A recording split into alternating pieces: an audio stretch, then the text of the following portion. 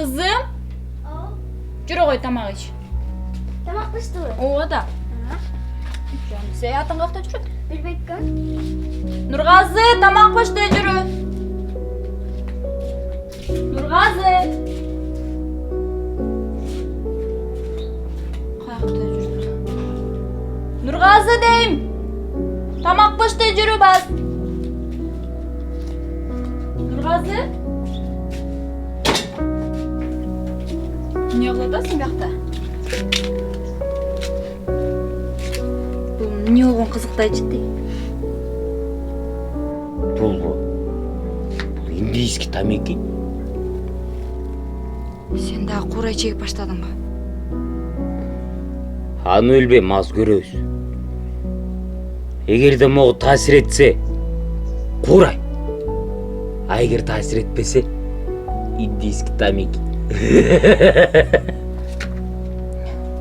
Sen мага муну таштайм деп уада бербедің беле? Қызым көріп қалсам не болады я? Нұрғазы.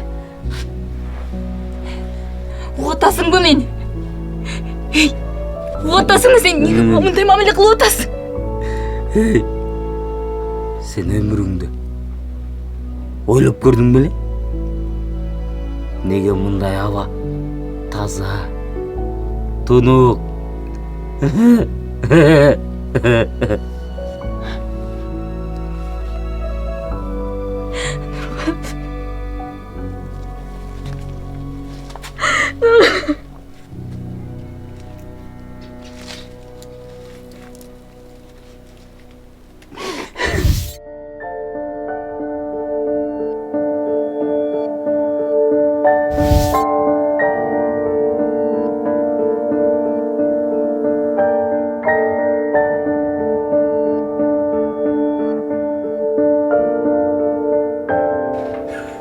Жігіттер, короче, прикол айтайын. Bir бала үшін чего алып үйіне барады да. Үйіне барып лампочканы күйгізіп отыр, атасы. Қаяқта жүресің сен? Атаң не кеткен жоқпын.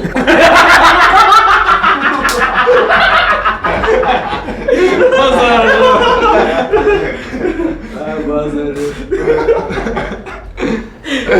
Төбелесіп қойған тұрмай. Айтпақшы жігіттер. Қысқасын о Жаносқа сосед жігіт келдір. Устақаны ашыптыр.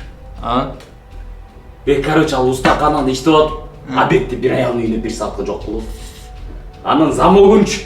Қаяқта бір момынай чинеш бірінші класстың баласы деле ашып қойды жігіттер. Короче, içine кіресің. Жап-жаңа сваркалар. Сатауыз нормальный нашық ақша тауып. Базар жоқ. Мен білем, Жаннаның кіч. Жаман күшті бе. Оче? Еркекчі. Кәдімгі жаман. Жаман күшті, еркекчі айтып отырмын бе. Рамка мындай нормальный, мощный қурай. Бірақ Герикке еш жетпейді. Ойче? Деректер сөйлеп отырсың, мен сайын көрдім бе. Айтсақ, сайының біле? Не сұрап екен оны? Базар жоқ. Қандай екен? Сөзбен айтқанға болмайды да, мына жеткіре албайсың.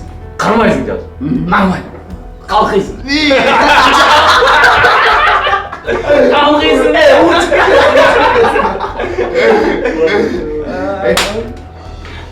Қашасын берсең е? Тарап кіресің. Анда жаңа план деле уралсың. Давай, базар жоқ. Все? Не болады? Базар не? Жаңысын айланып па, жаңысын.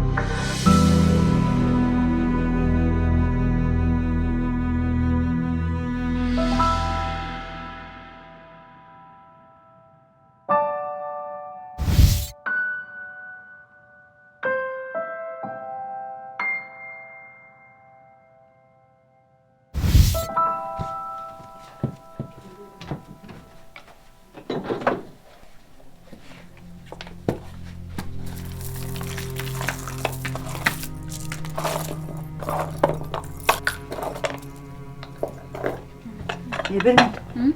Мен алтын сөкем көрген жоқсың ба? Жоқ.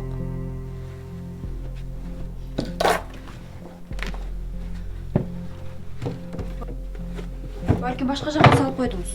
Ой, шақылы салғам. Я, мен пенсиямды бұл жаққа қойып өдім бе? Пенсиямда жоқ. Сіз шын әлі ошаққа салдыңыз біле? Шақылы салғам.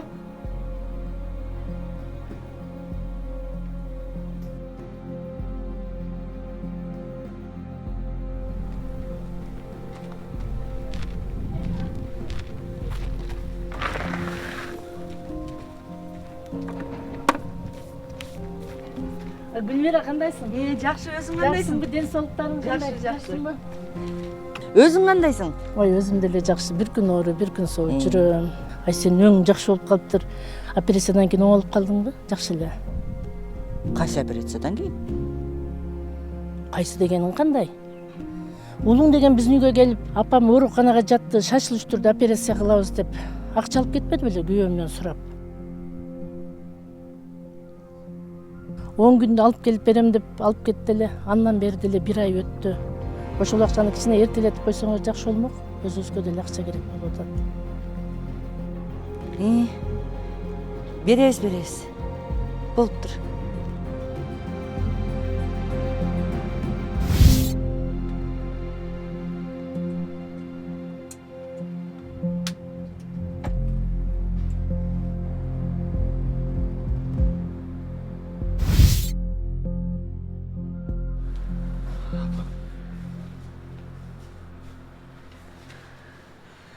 Апа алып кетші бел бұл жақта. Бекерінде өліп қалам, апа. Не деп атасың? Алып кетші бел. Biraz чыдай тур. Дарыланышың керек десең. Анан жакшы болуп каласың. Апа. Биреле жок. Биреле. Эмне деп атасың, балам? Биреле, апа, чыдай албайм. Биреле жок, Балдарыңды апа. ойлосоңчу, аялыңды жок дегенде мен Алып ойлойчу. кетші бел. Апа.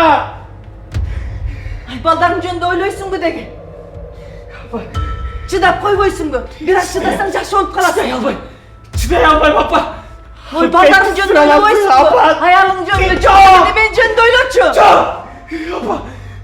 Алып кетші бұл жақтан, апа. Мен чыдай албайм. Чыдай албайм, апа. Балдарыңды ойлочу. Алып кетші мені, апа. Балам, эмне деп атасың? Апа.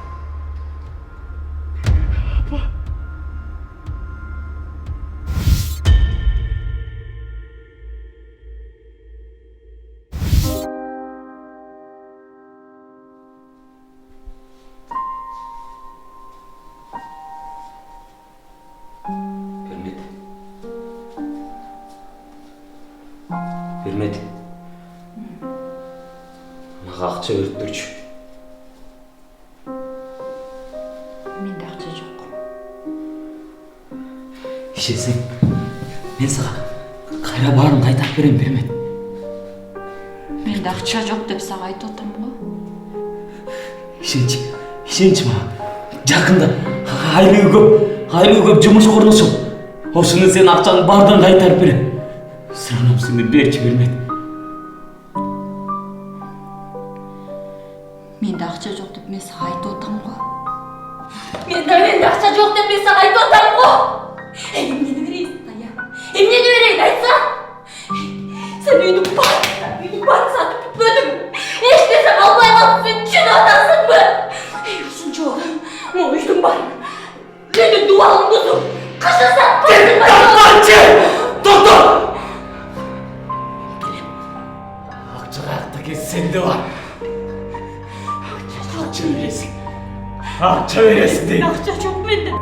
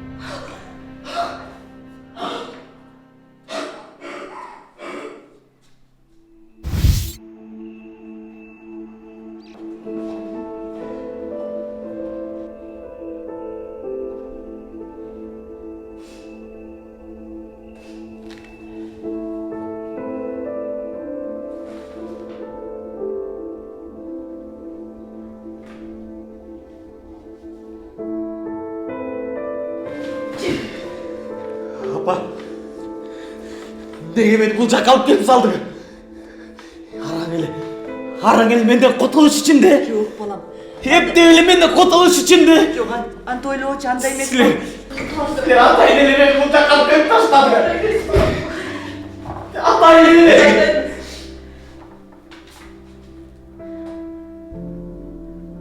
Не болуп атасың?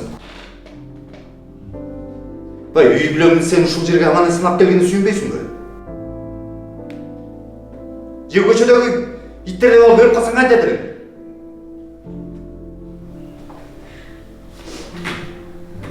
Жапжашыл эле жеткенсиң.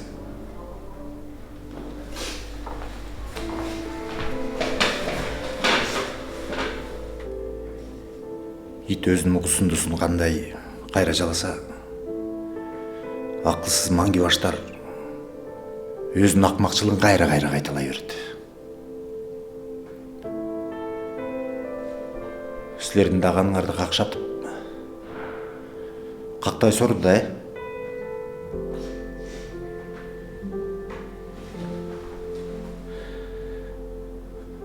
Бери карасаң,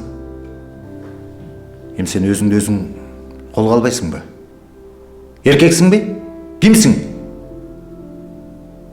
Мени кара. Эгер сен ушул жаман адаттан арылам десең, Кудай сага жардам берет.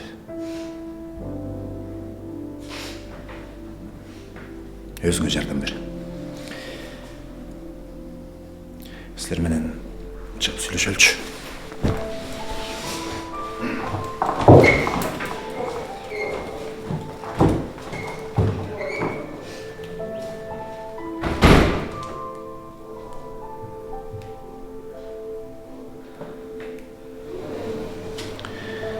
Мындай дейер элем. Силерден башка мында эч кимге кереги жок. Өзүн өзү колго алыш керек. Силер жардам бергиле. А болбосо жалгыз бул жаман адатты жеңе албайт. Аракет кылса Кудай жардам берет.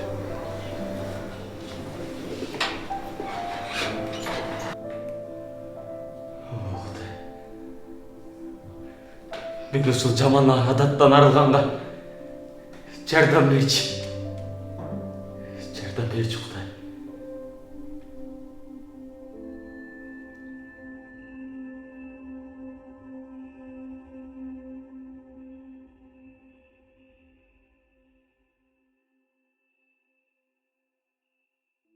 Ну, причины Себептер ар кандай болушу мүмкүн. Анткени бул суроого бир заматта жооп бере албайсың. Көп учурда айлана чөйрөсү үчүн өзгөчө жаштар. Алар кандайдыр бир кадыр баркка ээ болуп, алардын сөздөрүн адамдар угуп, анан алар менен ал адамдар тил табышып, кабыл алгандарын каалашат. Ошондуктан алар ушундай нерселерди кыла башташат. Бирок мен башка окуяларды да уккам. Мисалы, бир адам ооруп ооруканага жатып, операция кылышканда ага морфий сайышкан. Ал болсо аны колдонгон үчүн көнүп калган. Мына ошондон кийин сайына баштаган адамдар да бар. Бул жерде кандай адамдар баңгизатты колдонот? Ошого дагы көз каранды. Көп учурда бул героин, наша. Албетте, адам бул учурда сөзгө шашпай, жай жооп берип баштайт. Бир нерсеге шашпай көңүл бурат, кареги ичкере баштайт, жарыкты көрсө деле эч кандай сезимдери көңүл бурбай, сезбей баштайт. Ошондо жанындагы адам бул адам менен туура эмес бир нерсе болуп жатканын түшүнүшөт. Эмне деп кеңеш берсем, билбейм. Анткени үйгө кайгы келди. Адамдар кайгы келгенде эмне кылышат? Сыйынышат. Менин бир гана кеңешим ушул болуш керек. Биз кызматташуудабыз наркология борбору менен. Дарыгерлер чынчыл да, алар кандай болсо ошондой айтышат. Дарылоочу борбордон ушундай адамдардын 0,2 гана пайызы дарыланып чыгат деп айтышат. Медицина кандайдыр бир деңгээлде организмдерин тазалап жардам бере алат. А бирок биротоло баңгизаттан бошото алышпайт. Ошон үчүн кээ бирде өздөрү деле айтып калышат. Нарко кетип жатат, бирок мания кетпей жатат деп. Мен мурун баңгизат колдонуп жүргөн адам катары так айталам, чыгуу жолу бар. Бул Кудайга болгон ишеним. Мурда бул маселе көйгөйлүү болчу. өзгөчө 90-жылдардын аягы, 2000-жылдардын баштары. Жаман болгону биздин өлкөдө бул метадон программасы. Бул көрүнүш мындай: эгерде адам өмүр бою арак ичип жүрүп, азыр болсо анын ордуна самогон ичип калды. Ошондой эле адам мурун героин колдонсо, азыр болсо метадон колдонот. Мындайча айтканда, ошол эле баңгизатты башкасына алмаштырып койду. Биз Бишкекте 7 жылдан бери иштейбиз. Эгерде бизге 100 адам келсе, 25-30 адам толугу менен баңгизаттан бошонгондор. Калыбына келтирүү процесси кандай болот? Адамдар эгер кааласа келишет, эгерде каалашпаса келип кайра көрүп кете беришет. Анткени адамдын өзүнүн каалоосу болуш керек. Биз аларды кыйнабайбыз жана эч жерде камап койбойбуз. Биз тескерисинче андай нерсеге каршыбыз. Калыбына келтирүү бизде бекер. Анткени ый китептен биз көргөн жокпуз ыйса акчага айыктырганын. Эгер жардам берет элек деген адамдар чыкса, албетте жардамдарын кабыл алабыз. Жигиттер чогуу жашашат, иштешет, баңгизаттан бошонгонго аракет кылышат. Баңгизат эле көйгөйлүү эмес, анын ичинде көп нерсе бар. Адам бир гана баңгизаттан бошонуп калбастан, ал ичкүйдүүлүктөн, таарынычтан, өзүн татыксыз сезгендиктен бошонуш керек. Бизде эркектерге да, аялдарга да бирдей. Анткени бул жака келишкендердин көпчүлүгү үй бүлө эмне экенин билишпейт. Калыбына келтирүү жайында баңгизаттан гана боштондук албастан, ошондой эле ал адамдар жакшы жашоого татыктуу экендигин жана жашоодо өздөрүнүн баалуулуктарын табышып, коомдун бир бөлүгү болушат. Биз ушул үчүн жана ушундай адамдар үчүн өз жашоолорун арнап кызмат кылып жаткан кызматчылар үчүн Кудайга аябай ыраазыбыз. Бул өтө көп жооптуу суроо болду. Биринчиден, адашкандар чегет болуш керек. Ошол эле убакта наркотик, баңгизаттардын зыянын билип туруп, бир убакта мисалы үчүн менин оюмча 80% акчасы көптөр, кылаарга жумушу жок, курсагы ток адамдар колдонушат болуш керек. Биринчи 1-2 жылда адамдын баңгизат колдонгону билинбейт. Анан бир 5-10 жыл стаж болуп калганда адамдын сырткы кебетеси биринчиден терисинен байкайбыз. Териси мурункудай ак чумал болбой, бледность болуп калат, сухость, кожа кургап калат, өң териси бозоруп, мурункудай көзүнүн жылдызы өчүп, арыктап, карарып калат. Ошондон байкасак болот. Биринчиден булар врач, нарколог, дарыгерине келип кеңеш сураш керек. Бул адамга психолог керек, нарколог керек. Психологиялык жактан наркотикалык заттардын зыяндуулугун айтыш керек. Анан дарын жардамы менен дарылаш керек. Эң биринчиден психологдун кеңеши керек. Экинчиден болсо детокс терапия деп коебуз, канды тамчылатмалардын жардамы менен канды тазалайбыз. Ошол эле убакта витамин менен камсыздаш керек организмди. Ушу дарынын күчү менен дарыласа болот. Урматтуу ата-энелер, мен сиздерге көптөн көп сураныч. Балдарды кичинекей кезинен баштап, мектеп жашынан болобу, студент кезде болобу, наркотикалык баңгизаттарынын зыяндуу экенин көп түшүндүрмө бериш керек. Балдарды жалгыз койбой, балдарга ашыкча акча бербей, аларды туура тарбиянга үндөш керек. Балдарды спорт менен машыктырыш керек. Шахмат болобу, сууда сүзүү болобу, билимге үндөш керек. Ушу менин сиздерге сураныч, баңгизаттардын зыяндуулугун балдарыңызга дайыма айтып келиңиздер. Баңгизаттын аягы өмүрдүн бүтүшү. Убактылуу рахат алам деп өзүңдү да, үй бүлөңдү да кыйнаба. Сени бул дүйнөгө баңгизатка ууланып, эрте өлүш үчүн жараткан эмес. Бирок жашоонун рахатын алып, бактылуу жашаш үчүн жараткан. Кудай берген өмүрдү баалап, татыктуу жаша. Шайтандын берген кумарларын, жаман иштерин кылба. Анткени Кудай өзү жараткан пенделерин кызганат. Топурактан жаралган дене кайра топурак болуп калат. Ал эми Кудай берген рух кайра Кудайга барат. Баңгизатты саткан да, аны колдонгон адам да Кудайдан корк. Анткени Кудай ар бир ишти соттойт. ар бир жашыруун ишти ал жакшы болобу же жаман иш болобу Кудай соттойт.